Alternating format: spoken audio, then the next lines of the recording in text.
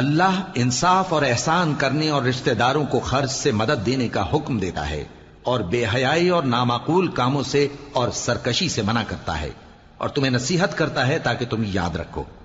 اور جب اللہ سے عہد کرو تو اس کو پورا کرو، اور جب پکی قسمیں کھاؤ تو ان کو مت توڑو کہ تم اللہ کو اپنا ضامن مقرر کر چکے ہو، اور جو کچھ تم کرتے ہو اللہ اس کو جانتا ہے۔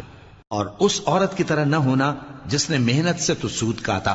پھر اس کو توڑ کر ٹکڑے ٹکڑے کر ڈالا، کہ تم اپنی قسموں کو آپس میں اس بات کا ذریعہ بنانے لگو کہ ایک گروہ دوسرے گروہ سے زیادہ غالب رہے۔ بات یہ ہے کہ اللہ تمہیں اس سے آزماتا ہے،